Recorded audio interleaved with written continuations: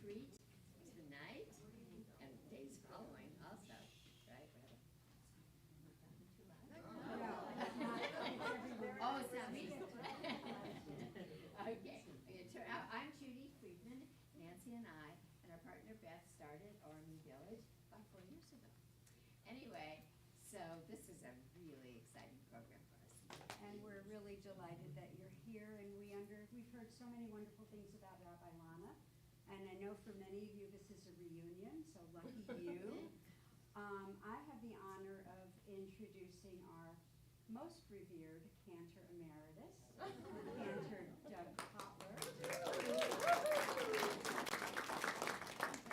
who will introduce Rabbi Lana to you and tell you more. Thank you. Just a little bit of housekeeping. There are desserts following our discussion here. We hope you'll stay for that. There is coffee made behind the partition, so if you want it, please help yourself. And we look forward to a very stimulating and educational evening. Thank you. Thank you.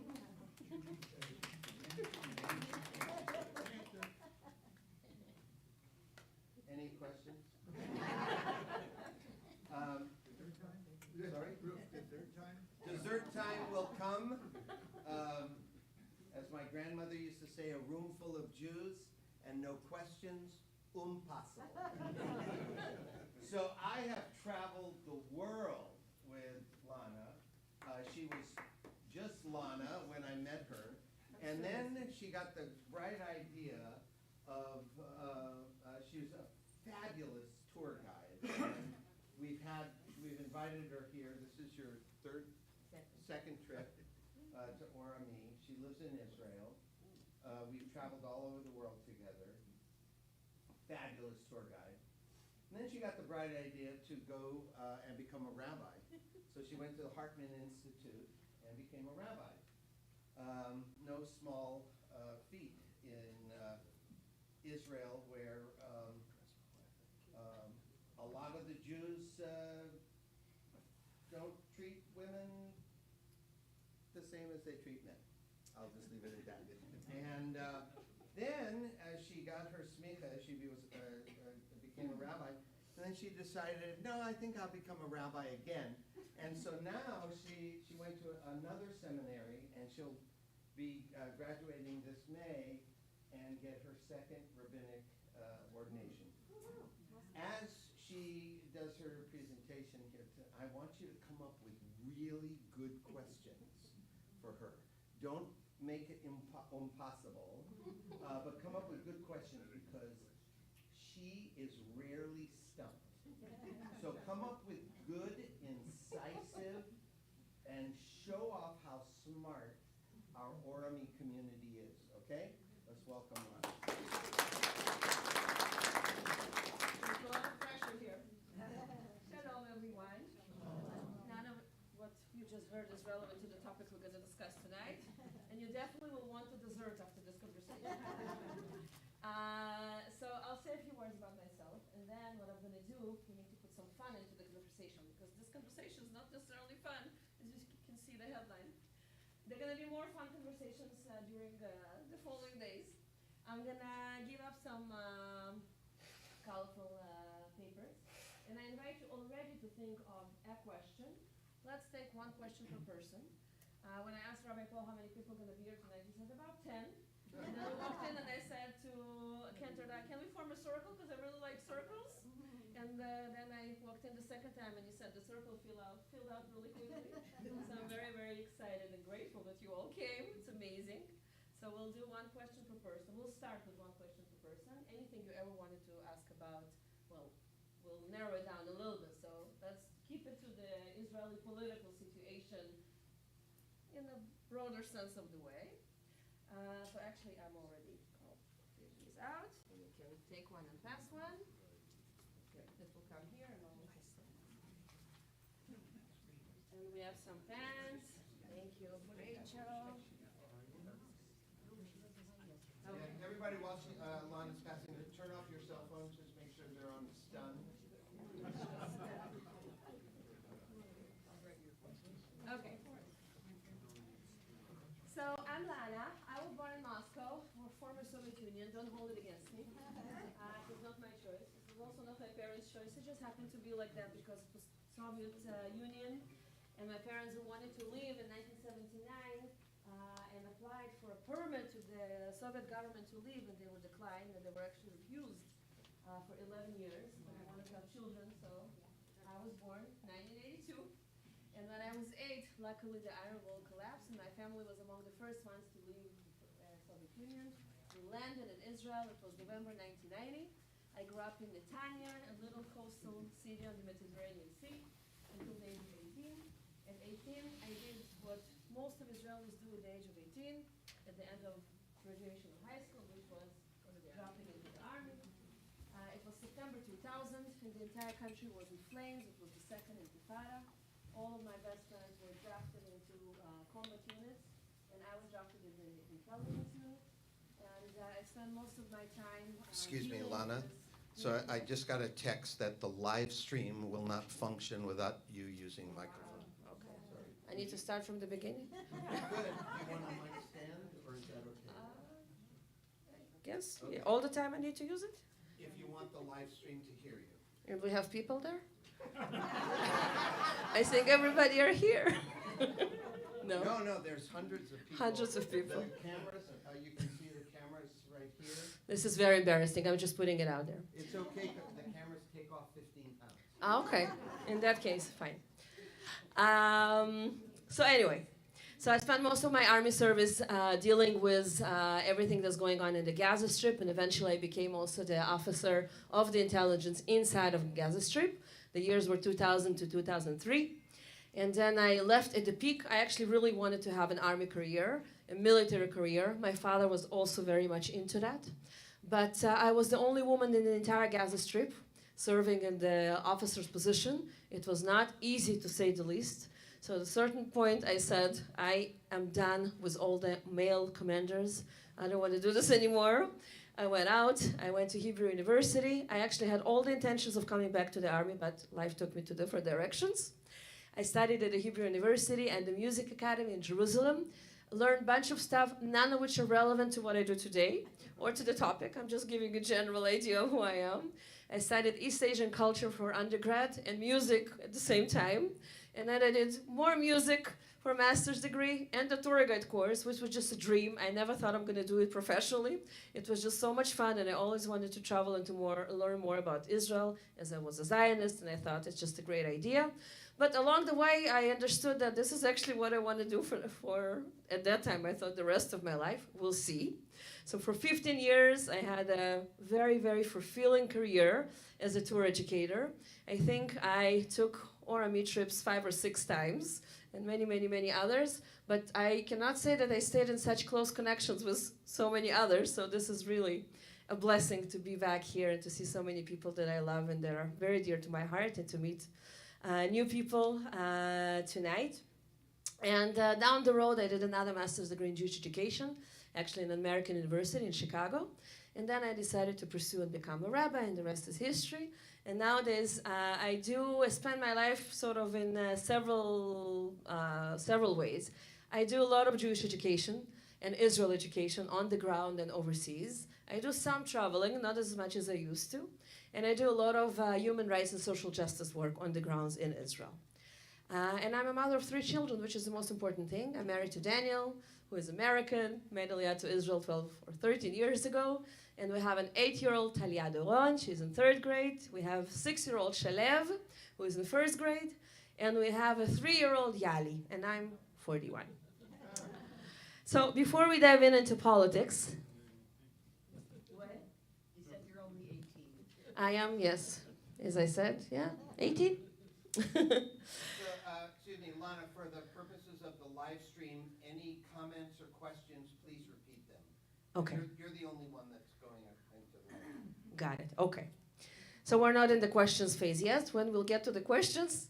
By the way, I didn't give you anything to ask about yet, but continue with the questions, and we'll get to the topic in just a minute. So feel free to. I would love for it to be a conversation rather than a lecture. So I'll give a few points to think about, but then really feel free to just jump in and to ask whatever. I'm here to go with a conversation that you want to have, not the one that I prepared. So I want to start with a poem. I love poetry, and I think it's a good idea to start any conversation with a poem. And it's one by a very, very famous Israeli author. He passed away just, I think, 2, maybe 3 years ago, Amos Oz. He actually wrote many books that are translated to English and to many other languages in the world. And this is from a book that is called Fairy Tales of Love and Darkness. Maybe some of you read it. Those who traveled to Israel with me, you probably heard it, but you didn't hear it today. So we'll start from this. The land of Israel is not a museum of God. No place is a museum of God. No person and no inanimate object is a thing of worship.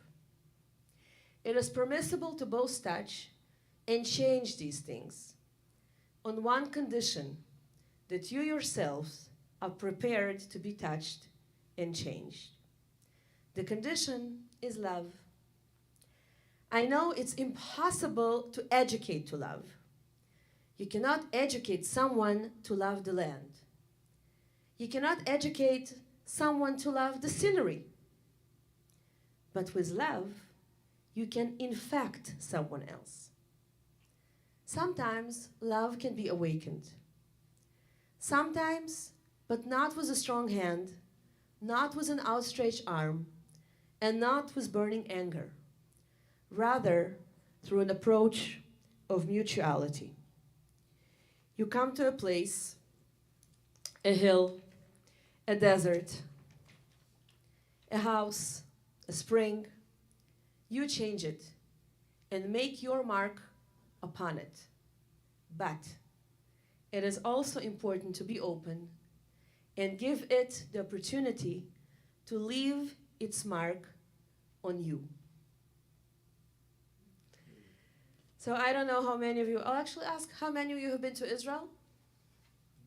Everybody. Wow, this is incredible. I salute you. It's really, really incredible. So in case I didn't see your hand go up, or if it did, I invite you for the next hour or so, or the time that we're going to be together, to remove your American glasses and to try and to put on Israeli glasses. Because it's absolutely impossible to understand the structure of Israeli politics if you look at it through an American lens. Or if you try to compare either the successes or the failures, it doesn't matter. It just will not work. It's completely, entirely two different political systems. It's completely different election system. It's completely different issues.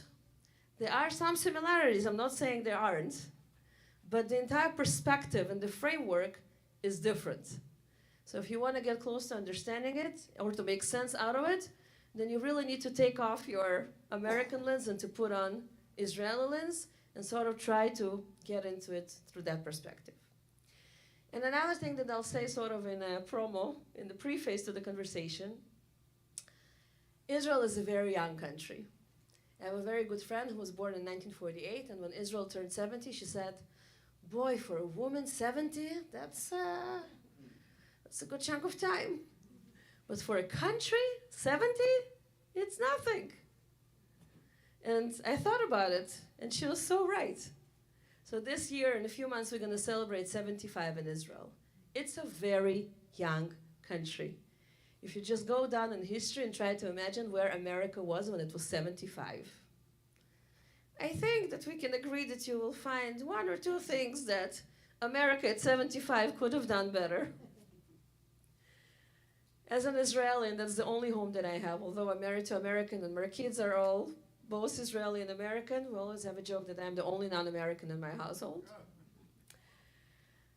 It truly is the only home that I have. It's an amazing country. It truly is an amazing country with amazing achievements and establishments, and a country that brought many, many, many gifts to the world, not only to the Jewish people, to the entire world, in technology, in art, in science, in medicine, in pharmacy, in education, and many, many, many different things. But it also is a young country, and it did not achieve everything yet. There are definitely a lot of things to improve on. Probably some of the things that we're going to talk about tonight. But I invite you, as you put on your Israeli glasses, also to remember that it is a perspective of a young country that already achieved a lot and still have a long journey, I hope, to get to close to perfection. So without further ado, I will go through a few of the slides that I prepared at home just to give us a little bit of a feeling of what's going on in Israel today. Now, I don't know the level of your knowledge, so really feel free to just stop and ask. And we'll see where it will get us. But I thought that we really will sort of take a few of the most burning issues on the ground currently. Israel had elections at the beginning of November. We have a coalition government.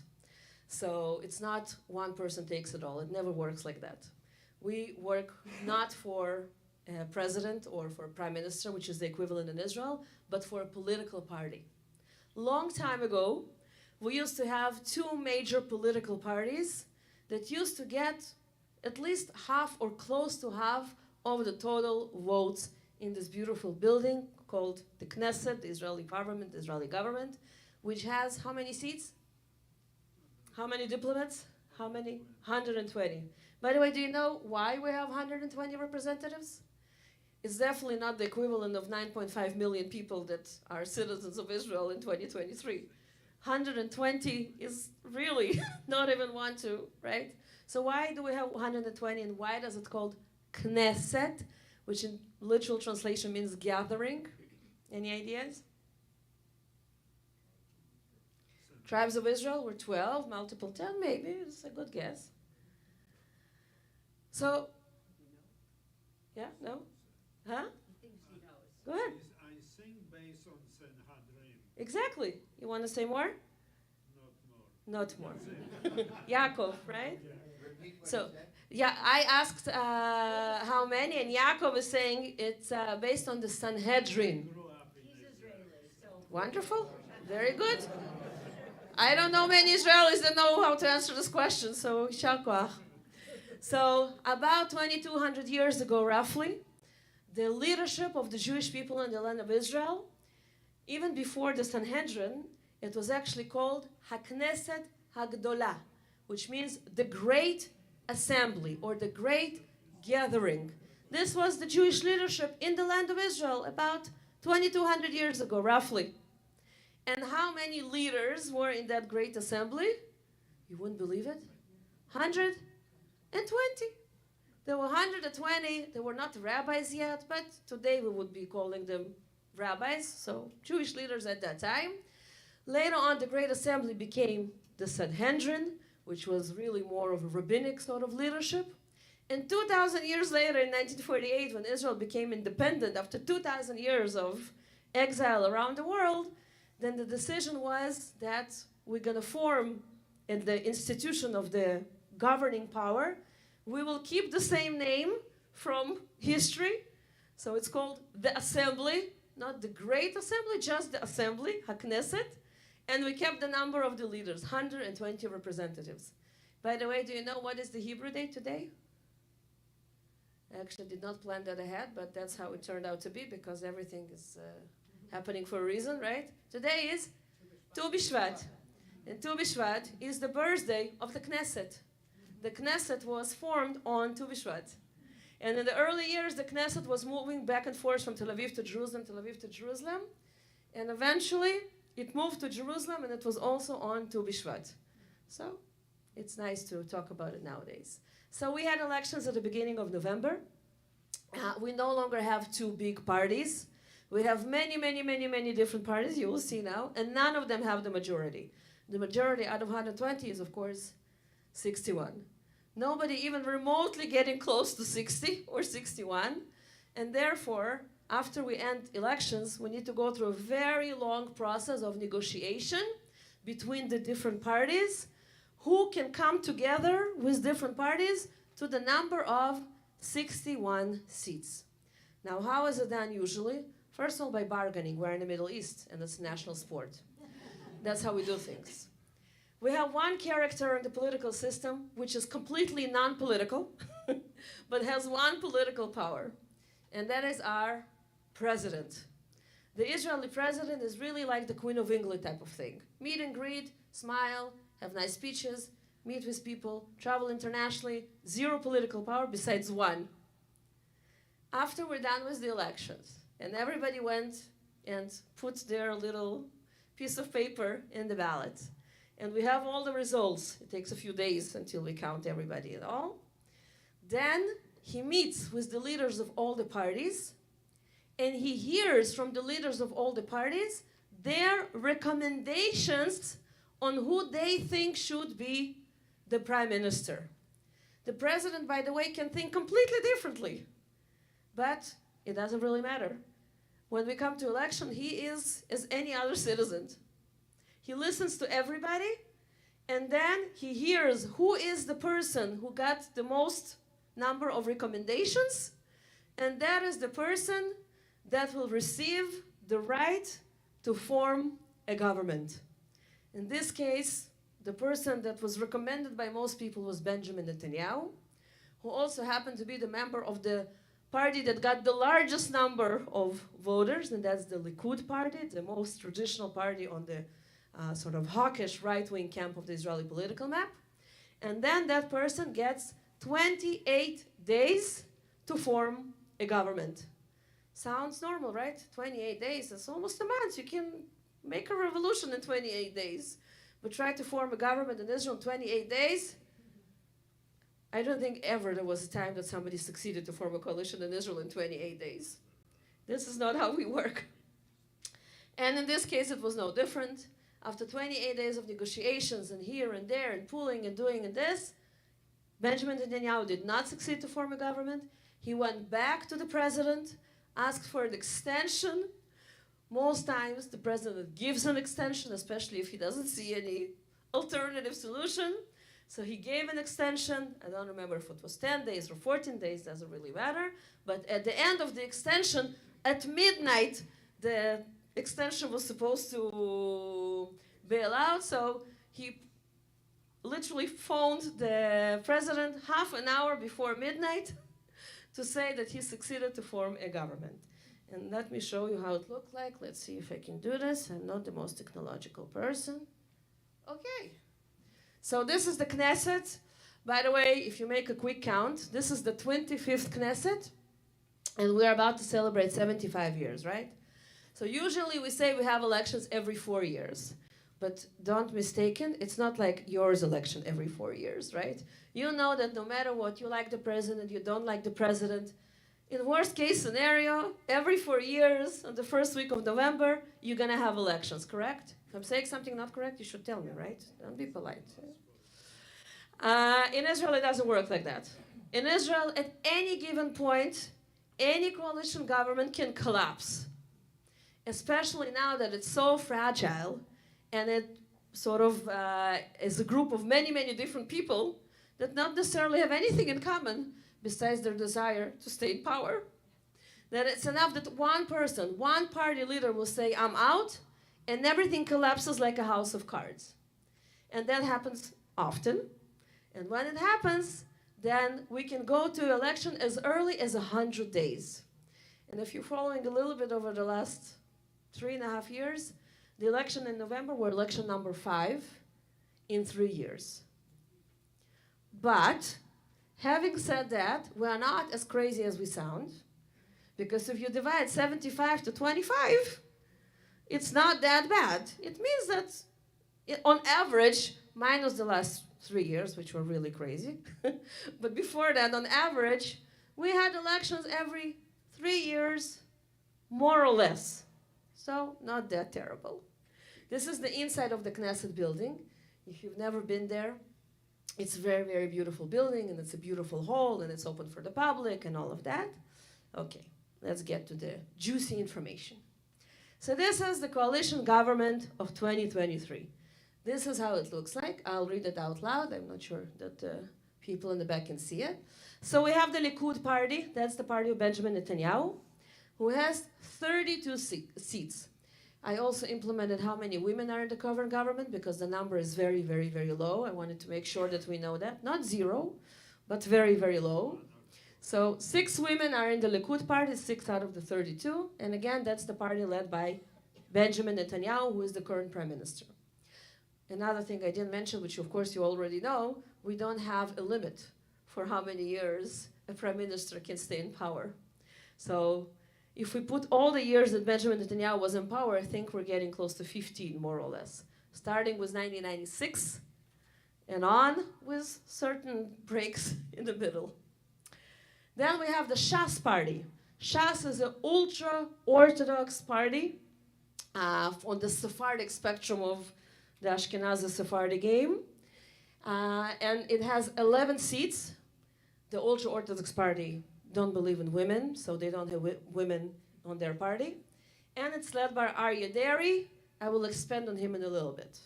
Okay, that's the second coalition party. Do women vote for the Shas party? Do women vote for Shas party? The answer is yes. And not only from the ultra-Orthodox part of society.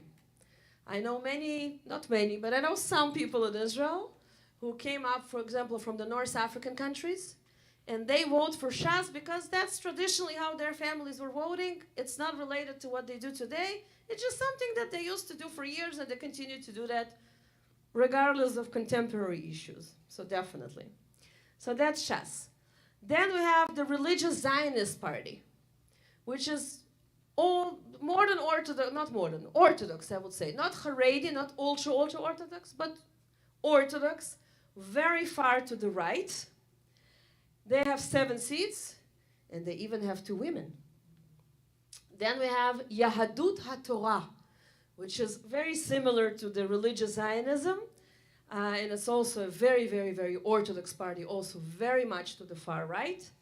They have 7 seats total, no women. Then we have something called Jewish Power. I don't know how you feel about that. When I feel about it, I get very frightened. Otzma Yehudit, in Hebrew, it's even more powerful. 6 seats, 1 woman. And then we have a party called Noam that has 1 seat, but you will see how 1 seat can become a very, very influential seat. I'll just say that these 3, Yahadut HaTorah, Jewish Power, and Noam, for the purpose of the election, group up together and ran together. And by running together, they received together 14 seats. And then after they got 14 seats, they split out, so each can get what they wanted. So altogether, this government had 64, which comparing to governments of recent years is considered to be a powerful and even somewhat stable, right? Having only 3 more seats than the tie. Any questions on that? Go ahead. Is Jewish Power secular, or are they also? No, Jewish Power very, very Orthodox and very far to the right. And Noam as well? Noam as well, yeah. So all of them are religious with the exception of Likud? Correct. Yes. And there's no centrists In here? in this. No. No. In this coalition, no centrists. Okay? Religious, far, far to the right, and a few more things that we'll get to in a few minutes. Yeah? Okay. Hold on for a second. Okay, yeah. Tell me how does that compare to the country? In terms of demographics, Central, Orthodox? Tell me how that- that's a hard question. I don't ask easy questions. Yeah? No, but that's a hard question. The question was how it is compared to the demographics of the country. I assume that what you mean said is, how is it representative of the population, of the demographics? You read me very well. Okay, that's good. Very well. I am making sure we didn't lose it, because I haven't seen you in a few years, so. So it's a hard question to answer, and I'll say why. First of all, I cannot say that we had 100% turnout on election day. I think this time we had a little bit over 60, 62, 63%, something like that.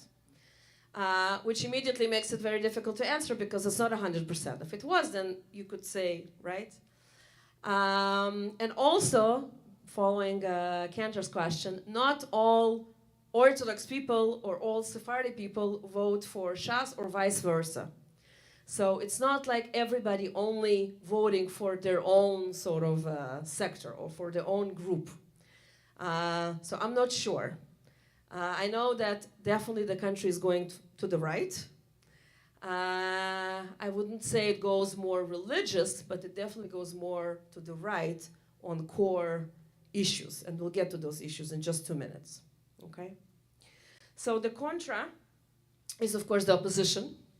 The opposition has the Yesh Atid party, which is the party of Yair Lapid, who's the former prime minister. He was a prime minister for a month and a half.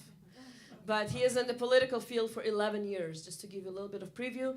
Yair Lapid, first of all, he's a very, very well-known person in Israel. He was a journalist, and before he went to politics, he used to have a Friday night talk show, like the Joe Lana type, but Israeli version. He is the son of a very, very famous politician, deceased. His name was Tommy Lapid. He was a Holocaust survivor. He was in politics for many, many, many, many years. And Yair Lapid joined the political discourse exactly, no, it was already more, 2011, so it's 12 years ago, after the summer of social process in Israel in 2011. He was in the opposition for most of the years. In previous government that he, by the way, put together, he was the second to the prime minister, and in the last months and a half, he was the prime minister. So he leads the Yesh Atid party, and he is the head of the opposition in the current structure. 24 seats, 10 women. The national camp. The national camp, so who asked about the centrist? So the national camp is the centrist party led by Benny Gantz, former chief of staff of the Israeli army. 12 seats for women. Then we have Israel Our Home, which is really interesting. It's super secular, led by an immigrant from former Soviet Union. So very, very, very secular, but very far to the right on the issues of the Israeli-Palestinian conflict. So it's a really interesting and unique combination. And he's actually a very, very powerful figure in the Israeli political map. Nowadays he has 6 seats, 2 women, and they sit together in the opposition. Then we have a party of Hadash, which is also very, very interesting. Hadash is a joint party of Jews and Arabs together, which is not something that you would see in Israeli politics, let's say, even 20 years from now, ago. So it's really, really interesting. It's a lot of people that either lost hope in anything else, or on the contrary, they want to create hope by unity among all the people that live in Israel. And 5 seats is not little for something like this. They also have 1 woman. And then we have Ra'am, which is an Arab party. Was actually, by the way, in the coalition of the previous government. Now they have 5 seats and 1 woman. And now we have the big surprise, which is the Labor Party, the historic Labor Party, the party of David Ben-Gurion, of Golda Meir, that really put the country together and was the government for the first 30 years of our existence, and now has only 4 seats. And that is a completely devastating component. It's led by, it's led by a woman whose name is Merav Michaeli. She's been quite a solid character in the Israeli political map for quite some time. Her number 2, you'll be proud to know, I hope, is a Reform rabbi. The first Reform rabbi in the Israeli government, Rabbi Gilad Kariv. He was the head of the Israeli Reform movement up until before he went into politics. Was number 4 in the previous election, and now is number 2 on the Avodah. And then they have 2 more women. One of them is an Arab Israeli woman. So that's the Labor Party. This camp, the opposition camp, was in power before November. They were the last government. And on one hand, you look at this and you think, how these people can sit together? But on the other hand, that was really a revolution. It was a revolution of something that nobody ever thought that would be possible of happening. And it did. Why? Because these people said, this is not about us. This is about our country. And we're willing to do whatever it takes in order to really bring change and to bring hope and to tell people we may disagree on many different issues, but we're going to come together to change Israeli reality. And they did do a lot of changes over the only 1 year, unfortunately, that they were in power. And now they're back in the opposition, making together 56 seats. What percentage of the voting public is Arab, and what percentage of them actually voted? Okay. So what percentage of the public are Arab and which percentage voted, right? Yeah. So in terms of demographics, Israel today is about 9.5 million. 80%, 78% if you want to be precise, are Jewish, which makes 22% non-Jewish. Of the non-Jewish, mostly are Palestinian Arabs. And then we have some minorities, Druze, Bedouins, and so on. And the 22% is close to 2 million people. Their voting range is not high, unfortunately, even not for their own parties. So if I'll say that total in the country, we had probably around 62 or 63%, something like that. Then from the Arab population, if I take only Arab population, probably 7 or 8%. Yeah. Yeah. By the way, I'll just say that we used to have three together with Hadash. We have 3 parties that are Arab parties, but we also have Arab Knesset members in Jewish parties, and not only on Arab solo parties. Yeah. You speak of the parties as being centrist, right, far right. I hear those terms with American ears. Yeah. What does far right mean in Israel? Great. Thank you for bringing it up, Jerry. What does far right means in Israel? And I really think that's the next slide, I think. No? One more and we'll get there. So just to see a little bit, to connect the names to the faces. So from right to left, from the right is the current Israeli president. I'll answer your question in just a minute. The Israeli president, Yitzhak Herzog. No. We go on a first name basis in Israel and also on nicknames basis. So most of our politicians have nicknames. So nobody calls Yitzhak Herzog. Everybody called him Bushi. That's his name. By the way, his father also was a president. President, again, it's not an elected even figure. It's elected, but only inside of the Knesset. The people have nothing to do with that. There's a committee in the Knesset that elects the president. It's a 7-year term, and I think he's now in his 2nd or maybe 3rd year. And then next to him, of course, Benjamin Netanyahu, as I told you, been in power more or less from 1996 with short breaks. And then on the far left, we have Yair Lapid, the leader of the coalition, the leader of the Yesh Atid party. Yesh Atid, by the way, translates as to there is a future. And next to him is Amir Ohana. This is actually the 3rd most powerful role in the Israeli political map because that's a spokesman of the Israeli Knesset. So currently it's Amir Ohana. He's a member of the Likud party.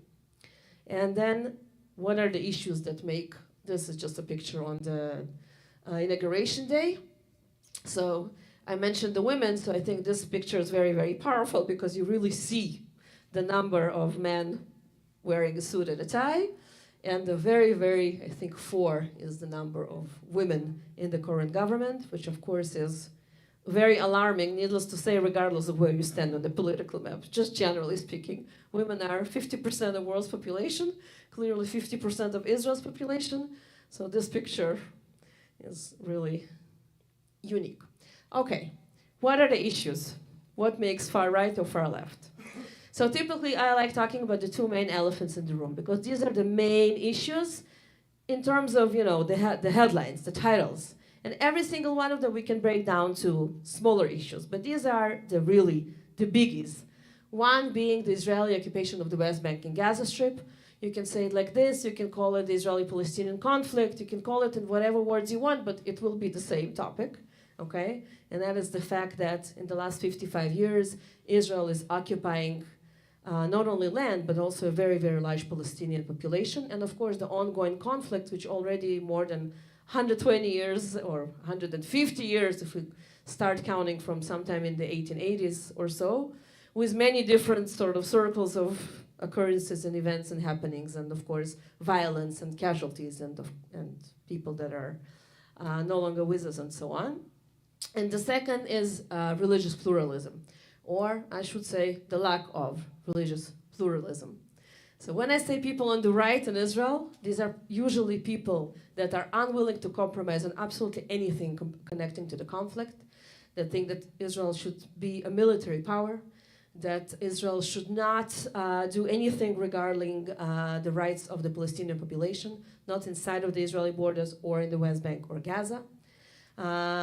These are issues that view economy as a capitalist, usually, And these are people that usually believe in no separation between state and religion, which is the current situation, and no rights to religious pluralism or whatsoever. It means no liberal streams of Judaism. It means no gay marriages. It means many different things sort of in that sphere. That is far right, okay? Far left means sort of the camp that is barely existing in Israel nowadays, land for peace, going back to the negotiation table, doing anything in our power to establish a Palestinian state, potentially, to make sure that the rights of the Palestinian inside of Israel and in the West Bank and Gaza are being kept and preserved. It is for religious pluralism, for liberal pluralism, for equality in marriages and in having children and anything related to that. And of course also more social economy. And social is country altogether, country with unions, with universal health care, free public education, and so on and so forth. Yeah. So is there any drive at all for that religious pluralism, for putting a party, is there any place in Israel where there is that kind of growth or where people are gathering together to try to form that type of a group? So the question is about religious pluralism is existing in general, right? And is there an effort to form some groups that will promote that? So the answer is not in the government, but we do have liberal Judaism in Israel. I'll say that the conservative movement in Israel today probably have about 30 congregations spread out in their entire country. They have ordained in Israel close to 100 conservative rabbis, men and female. It's still very, very, very small and not very known, but existing. The Reform movement is slightly larger. It has about 55 congregations spread out in the entire country. We have ordained close to 120 rabbis inside of Israel since the beginning of days until today. Now it's a little bit more known because there is a Reform rabbi who is a Knesset member. By the way, Gilad Karib is also a lawyer. So for example, when his party was in power, he was the head of one of the most important committees, the committee that deals with legislation, which was a really, really big deal. So I think thanks to him, it's a little bit more sort of in the public sphere. And I think that if we'll have a census, which we actually did last year, we'll say that we'll have about 7% of the Israelis identifying themselves as either Reform or conservative, which is a lot. It's a lot. In 2022 was the census. I mean, if you look 20 years back, it will be 2 or 3. So it really depends on how you look at it. And of course, we have also a lot of sort of battles or struggles on the public arena. Women of the Wall, for example, who are not Reform or conservative. It's just a group of women from different affiliations. But they have been, protesting their right to pray the way they want on the Western Wall for the last 30 plus years.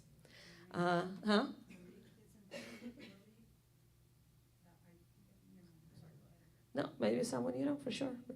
Yeah, I saw a hand here. Not necessarily about the religious pluralism, but in terms of rights. I mean, there's tremendous amount of demonstrations going on every day in Israel. Yeah. People clearly, the people are not in agreement with the current government, at least many, many people. So, Janice? Yes. Janice is asking about the demonstration. We'll get to the demonstrations. The current demonstrations are about current issues, which we didn't cover yet. But we're going to in a minute. But before we do that, because they are going to be really more concrete of what's going on literally now, in the last couple of months, I invite you to look at the paper that I gave you, handed to you at the very beginning. And if you did write a question, then it will be a good time maybe to bring it up before we go to the details. Go ahead. Yeah, my question was very similar. About the current... Yeah, given the current situation, how long can this current government exist? Right. So Elliot is asking about the current demonstrations. Again, we'll get there in just a minute. Yes. All this forming the government takes so much time. How does the government, does no one do anything for 60 days? That's actually a great question. Lori is asking, with everything that's going on, or for as long time that it took to put on the government, that the government didn't do anything for 60 days? The answer is yes, and much longer than 60 days. If we go back to the government, not the previous one, but the one before, the government that was also led by Benjamin Netanyahu, and had more or less the same parties that are in the current government today, they were in power for almost 4 years, actually. before we went to a cycle of never-ending elections. And for almost 4 years, nothing almost was done in the government. There was a government, and it was a pretty stable government, but they disagreed on anything. And because of that, almost nothing was done. Versus the last government, that at least from looking at it from the outside, there were people that really did not share a lot in common, but at the same time, it was a government that came to create change. And they did so much in 1 year that they were in power. If you compare it to 10 years of Netanyahu's coalition, it was like as if really a revolution came. And now we are actually not going to what was, because now they're intending to use the power that the current government has now to create many, many, many changes that I will show you in a minute. And that is very alarming, and that is why we have demonstrations. I was just going to say, why, if they were doing such wonderful things, why did they only stay in power for 1 year? So the question is, if they were doing such wonderful things, why did they stay in power for only 1 year? It was a very, very weak government in terms of numbers. They started at 61. 61 is literally the tie. And it means one person goes out and everything collapses. And that is more or less what happened. Together with all the wonderful people that I showed you that are now in the opposition, there was one additional party that is not there, and it's actually not in any camp because it doesn't exist anymore. And that was the party of Naftali Bennett. And Naftali Bennett was the prime minister for most of that time, and then only at the end Yair Lapid became the prime minister. Naftali Bennett is actually a religious man to the far right. But when Yair Lapid tried to form a government, and he gathered everybody, and he had got like 57 or 58 seats, and he needed like 4 more to form a government, and he looked at who is out there, and he couldn't go to any of the ultra-Orthodox parties or to Netanyahu. Then he went to Naftali Bennett. And the deal that he signed with Naftali Bennett was, you'll come in, and you will become the prime minister. Now think about it. In which reality in the world would something like that would happen? This is a guy that had 7 seats at that time. Now he has 0. He had 7 seats. And Yair Lapid at that time had over 20. And he worked really, really, really hard to get all of these people together. And of course, he needed to negotiate and promise them, usually in the negotiation, they promise portfolios, which means ministries. So he negotiated and really promised everybody whatever they wanted. And then after all that hard work and being in politics for 11 years, waiting for the moment to become prime minister, he comes to this person who is so far away from who he was, and he said, come on in. You're going to be prime minister first. Just think about it. Who would do such a thing? Really, who would do such a thing? It's unheard of in the world that we live in. And Naftali Bennett said, I will. Only he forgot to ask all the other 6 in his party that still were on the far right. And the government that was forming was not far right. It was centrist. So he brought them in, because that's what you do when you are the leader of a party. And some of his people dropped out along the way. And when they dropped out, it was no longer 61. So they could pull it off with 60.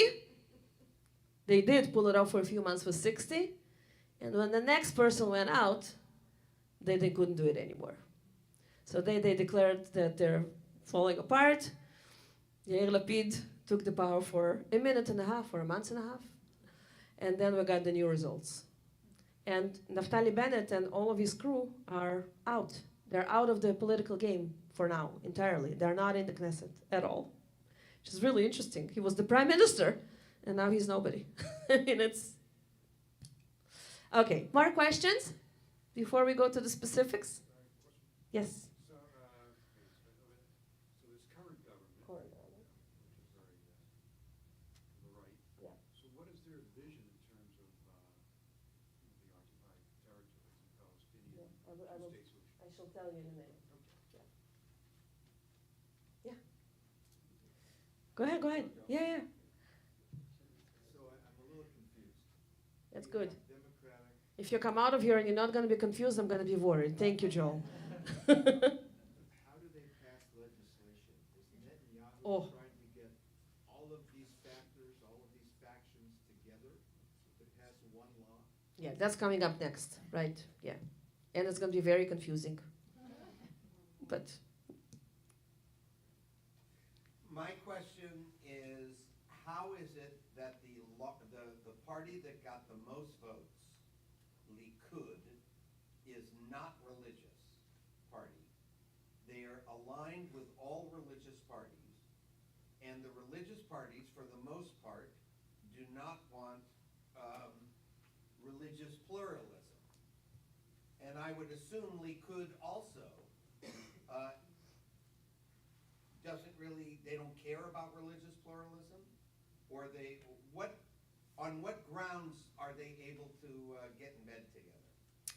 so first of all, the Likud party of today is not the Likud party of 10 years ago, 20 years ago, and definitely not 30 years ago.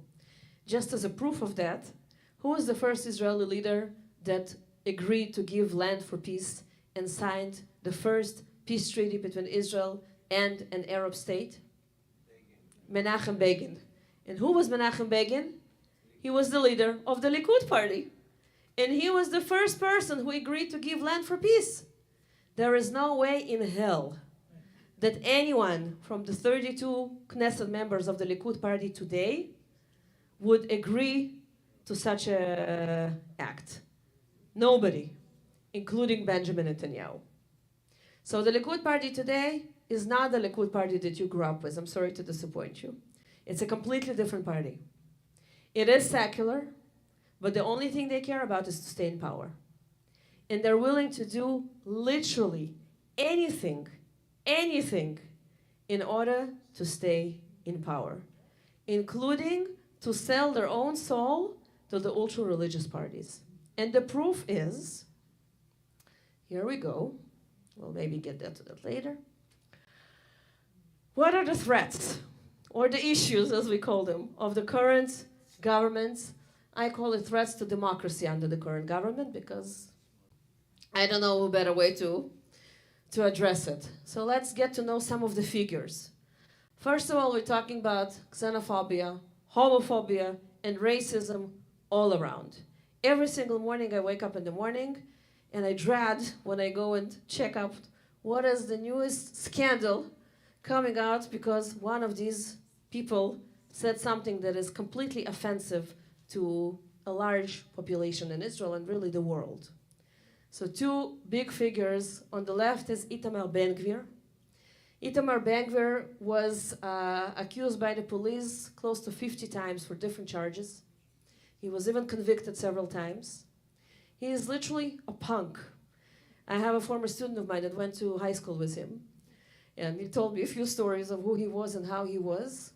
But he was very, very vocal, always, about his beliefs, to such an extent that he became a leader of a political party. By the way, it's not a big deal in Israel. In Israel, I can wake up tomorrow morning and decide I want to have my own political party. All I need to do is to collect 10,000 signatures and I can run. Not a joke, true story. I can literally do that tomorrow morning. And I have no problem. I'm nobody. I'm just a very, very simple Israeli. And I will have no problem to collect 10,000 signatures and I can run for the next Knesset. So it doesn't really take much. So that's what he did. And because he is very far to the right on any of the issues that I mentioned, definitely against religious pluralism, definitely pro-occupation. He lives, just to give you a little bit of a character understanding, the guy lives in Kiryat Arba. Kiryat Arba is one of the largest settlements in the West Bank. It's adjacent to the city of Hebron. Okay? Hebron is the largest Palestinian city in the West Bank today, resigned by 220,000 Palestinians. And in the midst of it, we have, of course, a very, very important historic landmark for the Jewish people, the Cave of the Patriarch and of the Matriarchs. And because of that, we also have 1,000 Jewish settlers who are living next to, adjacent to the cave itself. And that area is in the midst of a 100% Palestinian city. It's a complete craziness. We also have 1,000 soldiers that are stationed there on every given day to protect the settlers. The ratio is 1-to-1. And certain times a year, they're bringing more and more and more soldiers on various Jewish holidays, and it's a complete chaos. So Kiryat Arba is a settlement of 7,000 Jews. This is literally adjacent to the city of Hebron. So Itamar Ben-Gvir resides with his wife and 6 children in Kiryat Arba. He is very vocal about his beliefs and his ideas. For example, maybe you heard about a neighborhood called Sheikh Jarrah, which is a Palestinian neighborhood in East Jerusalem, which is being how shall I put it nicely? There are several Jewish organizations, Israeli and Americans alike, that are buying land, stealing land, occupying land, and many other verbs that I can use, and bringing in Jewish population to live in the core heart of the Palestinian neighborhood. Itamar Ben-Gvir is a guest that's coming there twice a week to show that he is in charge. And all the slogans in Hebron, in Kiryat Arba, in Hebron before the elections, with his big photograph, were, we will show them who is Baal Habayit, who is the landowner, who is the boss. This is how he went for the last election, and this is how he won also. And the name of his political party is Otzma Yehudit, which means Jewish power. Clearly, the word that is not written here is only, but it goes without saying, only Jewish power. Itamar Ben-Gvir, under the government of Netanyahu that was formed a few weeks ago, became the Minister of Domestic Security. This is a position that did not exist in the Israeli government ever before. It's a new portfolio, it's a new ministry that was really built for Itamar Ben-Gvir. And if that's not enough, he now has power which is above the Israeli police. It means that the chief of staff of Israeli police is under Itamar Ben-Gvir. A little bit more information about Itamar Ben-Gvir. He did not serve in the army, just because. He walks around with a weapon, which, just because. And he does whatever he wants. Just to give you an example, a terrifying example, actually a very, very sad example. 2 weeks ago, there was a terrible terror attack on a Friday night. Maybe you've heard about it. On a Friday night, a Palestinian guy from Mount of Olives in Jerusalem, 21 years old. He grew up in East Jerusalem and grew up on the story that somebody in Israel murdered his grandfather. True story.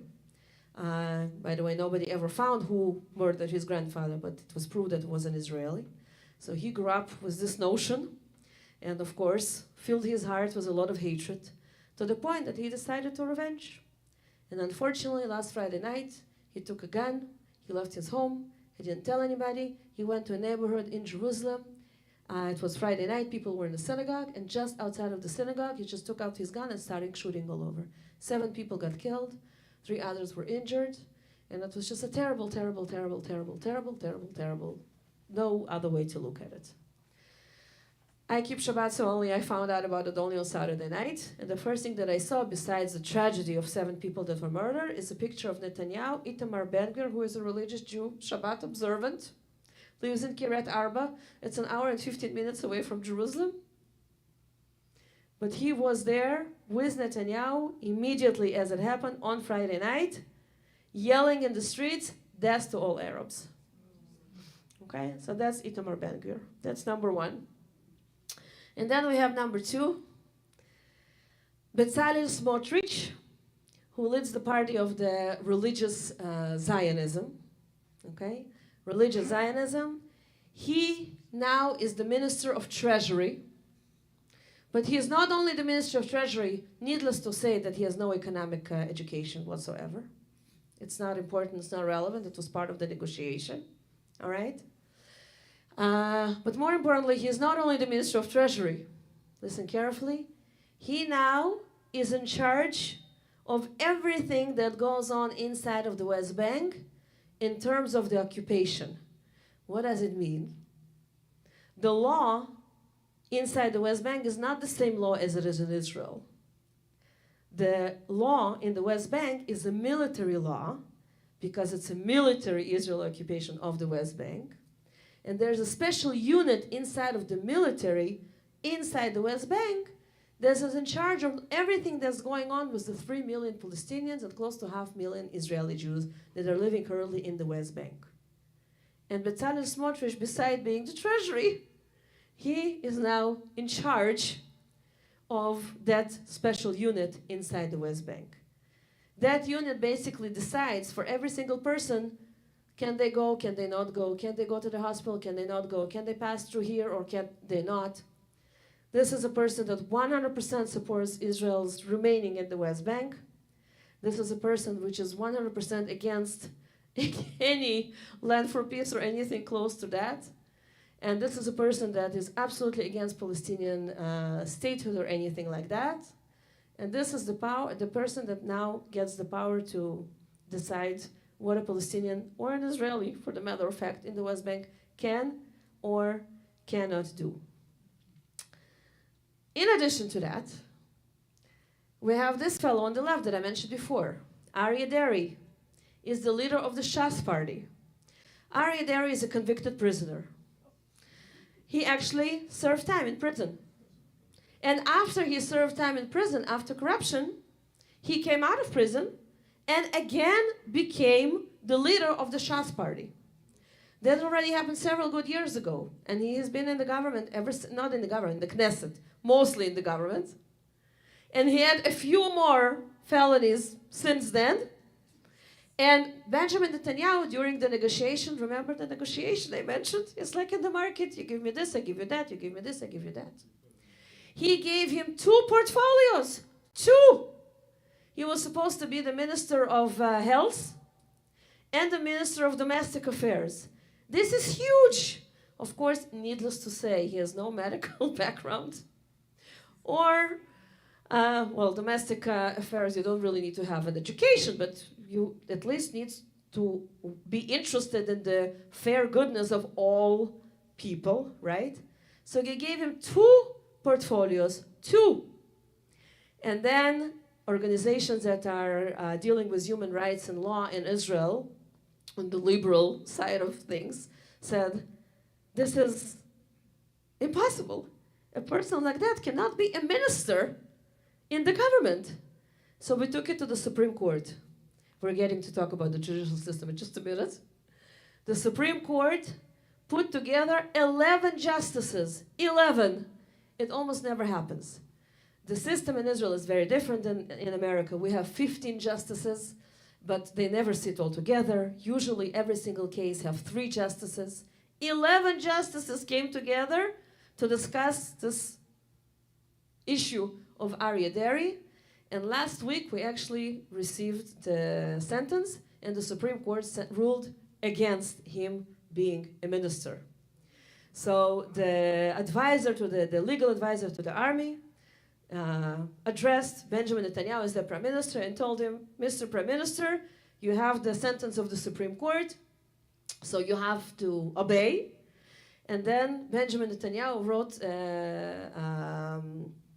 a letter to Deri telling him, I'm very, very sorry, you know how I'm fond of you. It was publicly published. But currently you cannot be a minister, but don't worry, it will be fixed soon.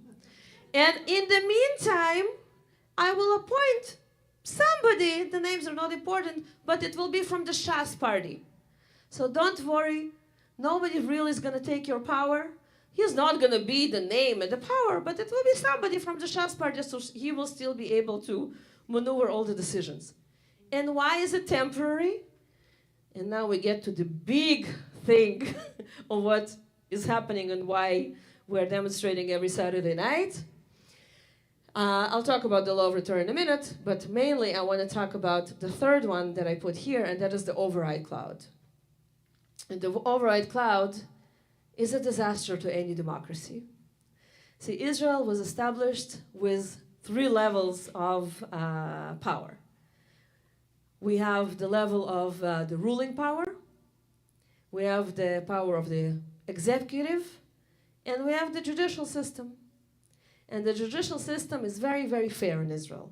We have 3 levels of the judicial system. It starts at the local courts, then from the local court, it can go through an appeal to a regional court, and then it can go to the Supreme Court. Supreme Court really has two purposes. Those who overruled in the regional court can appeal to the Supreme Court, and at the same time, every single citizen of Israel can take the state of Israel to court and to sue the country in the Supreme Court. It's a very, very, very busy Supreme Court. We definitely need the 15 justices, and again, unlike in America, they never come together all together. Usually you have 3 justices per case. It's a very, very busy Supreme Court, and is known to be on the liberal side. Now, I will say that there were governments in the past that people that served as the ministers of the judicial system tried to minimize the rule and the power of the Supreme Court, but never succeeded, because the Supreme Court is really powerful and the people are very supporting it. Currently, what this government wants to do is to take the power, not only to diminish, but to take the power of the Supreme Court. What they want to say is to have a new law, and the Knesset makes the laws. They want the Knesset to make a law that with a vote of 61 people and the Knesset, which is basically the government, right? They will be able to annul any decision of the Supreme Court. Just imagine that. I'll give you a few examples. Remember 2 minutes ago I told you the Supreme Court ruled that Ari Deri cannot be a minister? Remember Netanyahu told him, don't worry my friend, it's temporarily? Because the minute they will be able to make this new law, then it will be annulled. It will have no meaning. And Ari Deri will be able to become a minister again. I'll give you a few more examples. The Israeli Reform Movement and the active right of the Reform Movement in Israel called IRAC, Israel's Religious Action Center, worked very, very, very hard for years to get to the place that conversion that are done by Reform and Conservative movement in Israel will be acceptable by the Israeli law. And that a person that went through Reform or Conservative conversion will be allowed to become an Israeli citizen. You know that for years, it was allowed that a person that is going through conversion in America can come and become an Israeli citizen, but not in Israel. So for years we worked on it.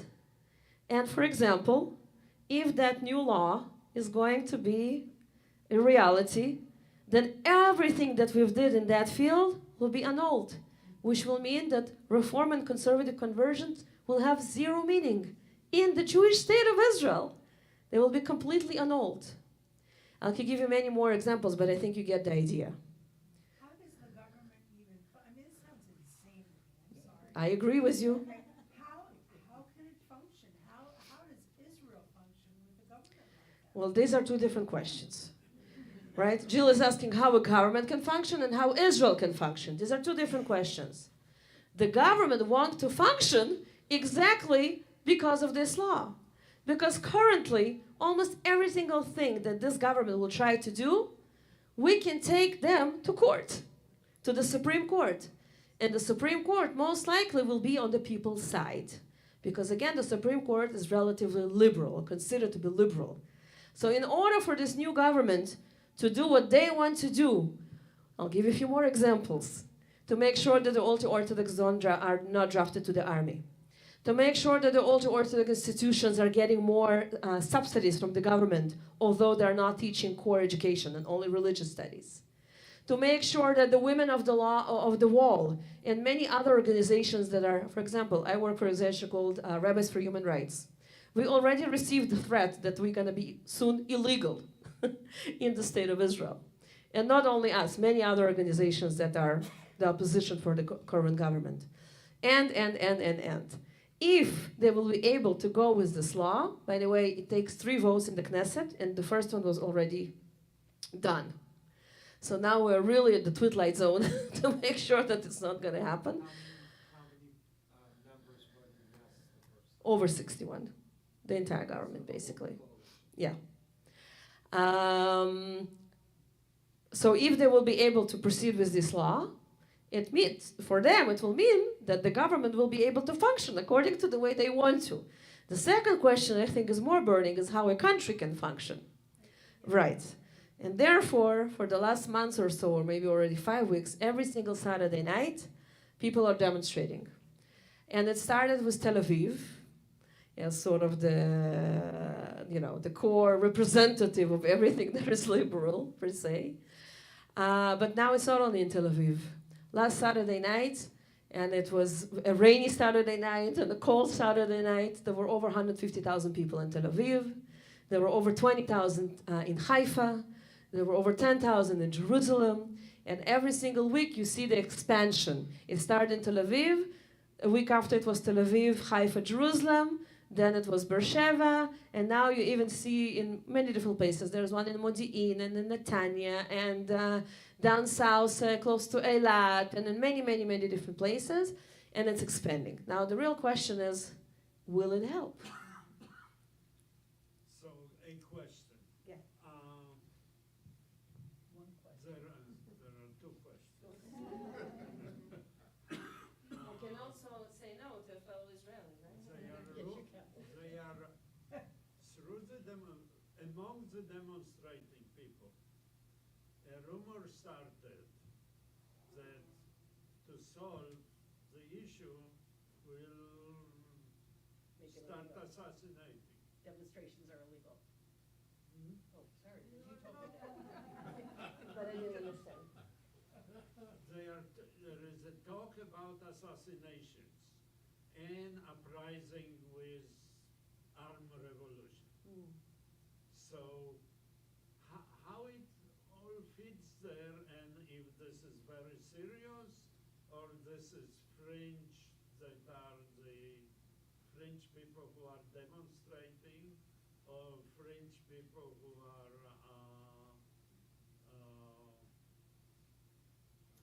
Planning to do more than that. Repeat the question. I will. And the second question? They are going, no, that's one. Okay. But they are going to take the advantage of Mr. Ben-Gvir advocating is arming everybody. So suddenly people are talking on an armed revolution, and the current government will give them permit to arm themselves. So how it fits with that government? Right, so Yaakov was asking two big, challenging questions. One is there are talks about the demonstrator being armed and threats to assassin people and so on. And the second one is the title and the position that Itamar Ben-Gvir is. And one of the things that he wants to do now is to open up legislation and to allow more and more people to be armed. So which direction is that going? So for the first question, I wish I could stand here and tell you in 100% that the threats of assassinations are just threats. I think both your country and our country know better than that, unfortunately. And in the early 90s, when there were threats on assassination on Yitzhak Rabin, everybody looked the other direction and said, there's no way it's going to happen. And yes, way is going to happen. And at the end of the day, we found ourselves with an Israeli from within us, not a foreigner, not from a person from our society that decided to take a gun into his hand and assassinate the prime minister. So I'm definitely not in a position to tell you that it's definitely not going to happen. I hope it will not. I think we're still traumatized from the first event, and we're never going to recuperate, really. So I really hope and pray and wish that it will not happen. And I do know that there were certain sort of vocal threats, and I also heard a lot of people talking against it. So that's on the first question. On the second question, Israel doesn't have the Second Amendment, and it was never an issue, actually. It's really interesting that, and you've been in Israel, so you know how many people you saw walking around the streets with weapons, and most of them were army people or people that work in the security. It used to be the fact that only if you served in the army and went to proper training, and as a civilian, you have a good reason to request a weapon for a license for a weapon, which is either working in security, working in Shin Bet or something like that, or living in the territories in the West Bank, for which also I think we can put a big question mark, but nevertheless, people that live there did receive a permit for weapon. And then there are specific places where you can go and purchase that weapon, definitely not on a random store in the street. And what Itamar Ben-Gvir wants to do, one of the things, and this was definitely something that he was shouting after the last terror attack is to allow pretty much whoever is interested to get a permit for a weapon and to put their hands on it, which is very, very, very scary. I mean, right? Especially, I mean, you know, coming from this country, you know exactly what it means. And there's definitely not a situation that we want to find ourselves. And also the question that comes up immediately is why? How is that the answer, right? And how is that the answer? One person in his early 20s got up in the morning and decided to go to do what he did, which is terrible by all, I mean, right? There are no good words that we can find for that. Violence is violence, and it's always terrible. Doesn't matter from which side, doesn't matter for which reasons, it's terrible. But how on earth will it help to yell on the streets, death to all Arabs? It doesn't matter where you stand on the political map, right? And to give out permits now to hundreds of thousands of Israelis to carry a weapon. I mean, more questions, yes. So, it seems to me a lot of this just goes back to demonstrations and the craziness, but it goes back to elections. So, can you tell us a little more how people elect the representatives? There's some states within the state, and it's easy entry, it sounds like. Is it expensive? Is it a long process, short process? Are they all liars like they are here? So the question is about the election process. It's a hard one, it's a tricky one, but I'll try to keep it simple. Usually an election process is about 100 days, roughly, 3 months or so, roughly about 3 months. We don't have private campaigns, really. We don't have oligarchs that come and put money on a particular campaign. It doesn't work like that. So the money for campaigns are coming from the taxpayers' money. It's society money. It's the country's money. It's the government's money. It's very transparent. And actually, we always have a committee for elections. And if there is corruption, it's taken care of one way or the other. There's corruption afterwards, but at least during the process of the campaign and all, there's a lot of transparency. And people vote with their heart, not necessarily with their mind. It's the Middle East. We have a lot of temperament, we have a lot of emotions and feelings. Everything is exposed. And it's definitely many times not based on rational. Something can happen yesterday and I go to election the day after, and whatever ever happened yesterday and whoever was sort of running reacted to whatever happened yesterday, that will be influencing the way I'm going to vote tomorrow. And a lot of it is connected to security, a lot of it is connected to what's going on with Gaza and stuff like that. That's one. Second, unfortunately, and I say it as a mother raising 3 children in Israel, very much wishing for them to have a better future than the upbringing that I had in my country. But the country, in terms of direction, is going right. By the way, very interesting. I did not look at it myself, but I trust the people that told it to me. That if you look at the demographics of the young people between 18 to 35 in America and in America, they're going left, and in Israel, they're going right. The vast majority. And that's very, very, very scary.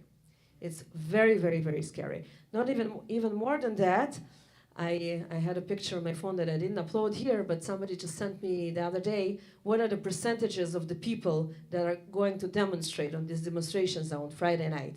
The demographics in terms of religious observances, age. So most of the demonstrators are 55 plus. Most of them are secular or sort of on the liberal religious sphere, right? Nobody on the ultra-Orthodox street is going to demonstrate, and barely any modern Orthodox, unless maybe in Jerusalem. And barely young people, very, very few young people in my demographics, let's say 35 to 45, which to a certain extent I can understand. I mean, as a mother of 3 children, it's really, really hard to leave Saturday night to go to demonstrate. So I started to take them with me. But still, you know, I took them with me. And then last Saturday night, it was really, really raining, and we didn't go, although we planned to. But most people don't go in these demographics. And also younger, like 18 to 30, also very, very small percentages, which shows you and tells you a thing or two. So the general direction is to the right. But I think I have 3 minutes left, and I'm happy to expand more. during dessert.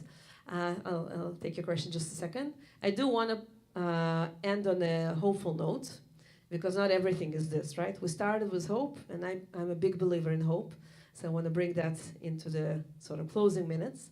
We have the government, but we also have the people, and clearly the people chose the government, so a lot of people in Israel support what the government is, and probably support some of what the government is doing. Whether I like it or not, it's irrelevant, it's just a fact of life. But we also have people who are part of the grassroots organizations, and that has a lot of power in Israel. I can tell that about a month ago, I led a trip for very, very young, like 18-year-old kids from campuses in North America, and we talked about a specific, also painful topic about the asylum seeker situation. And I told them that in the spring of 2018, Netanyahu was in power, and he wanted to really send back over 5,000 asylum seekers from Africa that escaped from countries that are really not okay to send them back to. And he signed a deal with a few African countries and wanted to send people back. And I also said that there were 500,000 people protesting on the street. And 500,000 people, at the end, we were the game changer. And at the end of the day, that deal didn't go through. And it was really an amazing feeling as a little person, a citizen, to go out to demonstrate and to feel that at the end, it means something and it can really change. And, you know, as once somebody said, don't ever underestimate a small group of people that is dedicated to creating change, right? Or the person that was going and demonstrating in front of the White House during the Vietnam War, right? You know the story, that somebody asked him, why are you coming here every single Friday? You really think you're going to change the world? And he said, I know I'm not going to change the world, but I'm coming here to make sure the world not going to change me. So on one hand, you can just, you know, go out on a Saturday night instead of whatever it is that you're doing on your one vacation day a week, right? Our Sunday is your Monday. And you think that you're just going to do that because you need to do something. But you also really believe that it can create change, and it really can create change. Can I promise it? No, I cannot. But I'm sure that we're going to continue trying, because we're not going to sell up our country. We have children to raise, and we want to raise them in a good country, in a good society, regardless of our political views, but a country that believes in the democracy, in the pure democracy, where there are people that are making laws, and there are people that are executing them, and there are people who are judges, and it should not be intertwined. And lastly, I also want to tell you about this amazing initiative that literally just came out because of the situation. 2 weeks ago, there was the first ever convention of Orthodox people, men and women, Orthodox, really, really, really Orthodox. And they call themselves Hasmol Ha'emuni, which can be translated as the leftist believers, or something along those lines. Emunah in Hebrew means faith. Usually it's used in the sense of religious people, and left is left. So they call themselves the faithful, or the believing, or the religious, if you want, left. And they created a convention in Jerusalem. There were over 800 people that signed up for a hall that could contain 450 people. And it was really incredible. On one hand, I look at the list of speakers, and I did not see anybody from the conservative camp and anybody from the reform camp. And immediately it struck me, you know, and I was like, how can it be? And in my reform and conservative circles, everybody started saying, wow, how can it be? They don't see us as religious, and we are not on it. There's not even one representative. A lot of it might be true. But on the other hand, it's for the first time ever that big names, big leaders from the religious crowd in Israel, from Orthodox and National Orthodox and Zionist Orthodox and so on, said, we need to do something, because this government, some of them, by the way, voted for it, but they never anticipated that that's what's going to happen. So they got up, and they stood up, and they were vocal about it, and they were courageous to stand up in front of a big crowd and say, what this government is doing is not okay by us.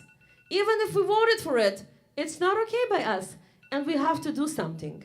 And it's the first time that something like that happened in Israel. And this is another example for a grassroots power and meaning. I think this is my alarm, because it thinks that it's 6 o'clock in Israel and I need to get up. So I apologize. I didn't change the time yet. Uh, Morning. yeah, yeah, 6:30 even. Wow. I assure you that my entire household is already up. You had a question, sir? Yes. What are the motivating factors for the 18 to 35-year-old age group turning right? What is the motivating factor for the 18 to 35 age group turning right? Again, at the end of the day in Israel, everything goes back to security, safety and security. And I'll say two things. I grew up in the 90s, and it was a very, very different reality. And in the 90s, people had hope, and people have a belief that the situation can change. We're in the midst of the Oslo Accords, we're in the midst of negotiations. We could dream about a better future. We signed peace treaty with Jordan and so on and so forth. And then everything collapsed. 1995 was the Rabin assassination and Second Intifada and so on and so forth. And I think that the general public in Israel, especially of this age group, that have never met Palestinians in their life, because ever since 2000, the borders are closed. Israelis cannot go to the West Bank, and Palestinians from the West Bank cannot come to Israel. There's also a security barrier. A lot of it looks like a 8 meters high concrete wall. There is no encounter. There is no meeting whatsoever. And this is the demographic from 2000 on, right? They've never met, and the only one they met is when they were in the army or in this terror attack or their terror attack. There is no knowledge of anything different than what they sort of grew up with. And therefore, we lost hope, and we've lost trust, and we've lost the belief that things can be different. And in addition to that, everybody likes to advocate for them being right.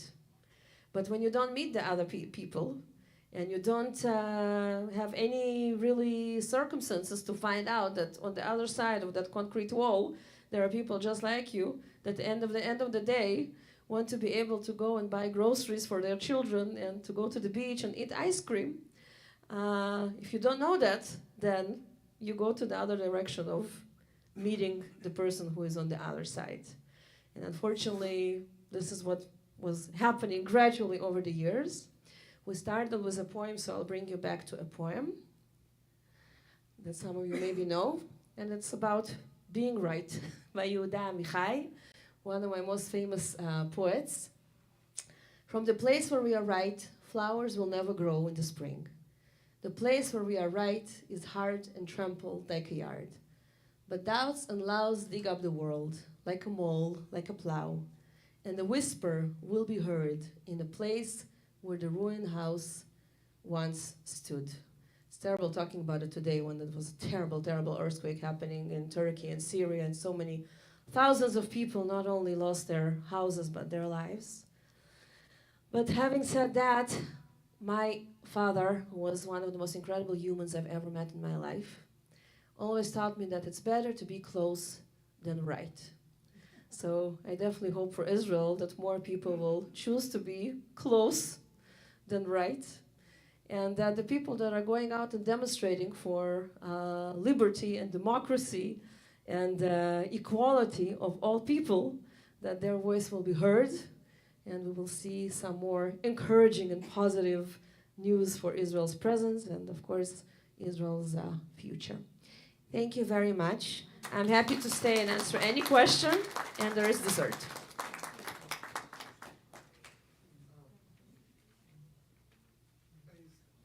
The government's constitution based. We don't have a constitution. You don't have a constitution. It's like how can they vote past a civil John, right? I'll just make sure that everybody heard it. So that's why they can pass a civil majority law to change. Yeah. I'll just make sure that everybody heard it because it's important. Israel does not have a constitution. We have a number of different laws. We have several of them are basic laws, but even the basic laws can be changed. What was the huge document that was placed on the building in Tel Aviv? Oh, see, I even brought it with me. Yeah. I thought we might use it at a certain point. We didn't get there, but here we are. We got there. What was that document? It's the Declaration of Israel's Independence. Here it is. I even have it in English if you want to take a look. Actually, this declaration was signed on the day Israel became a state, which was the 14th of May, 1948, or if you want, according to the Hebrew dates, is the 5th day of the month of Iyar, and the year was Tashach. In one of the opening paragraphs, it actually says that within a few months, by October of 1948, Israel will have a constitution. 75 years later, we're still waiting because we're in the Middle East, and temporary sometimes becomes almost. So how does the court say, the Supreme Court say something is unconstitutional if there's no constitution? They cannot say it's not constitutional because there is no constitutional, but they can rule against any legislation of the Knesset. It's all Up until now. But what really the core issue of right now is that they want to make sure that the Supreme Court will not be able to rule over any legislation of the government. Let's take 2 more questions in here, and then go And then- for Okay. a little nosh and a little more smaller group conversations. Okay, does that sound okay, everyone? Only take 1.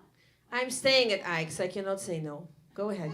Otherwise, we'll be staying at the temple tonight. How is Supreme Court justices, are they elected? Okay. Yeah, that's a good question. Do I still need this? Sure, Okay. yes. Supreme Court justices, there's a committee, by the way, that is also bound to change with this new legislation. But up until now, at normal times, it's a committee made of 3 Knesset, or 3 or 4, I think, members of Knesset, 2 from the opposition, 2 from the coalition. It has several representatives of the Bar Association in Israel, and then it has 3 justices of the Supreme Court. 2 regular justices and the president of the Supreme Court. The current one is a woman, Esther Hayut. She's the president, so her and 2 other, and the judicial minister. So that is the committee, and they have a list of possible people to have this position, and they decided together. By the way, the person who is leading the current reform in the judicial system, with everything that I shared with you, is the judicial minister, whose name is Yariv Levin. I even had, I think, a slide so you can see the face if you want to follow the news. Wait, oh, here he is. This is issued by one of the protesting organizations in Israel. Yariv Levin lives in Modi'in. There's one of the biggest protests is against his house. And listen to this, by the way. This week, they announced that they cannot continue protesting against his house on a daily basis because it disturbs the neighbors. So they can only come 3 times a week on certain hours, visiting hours.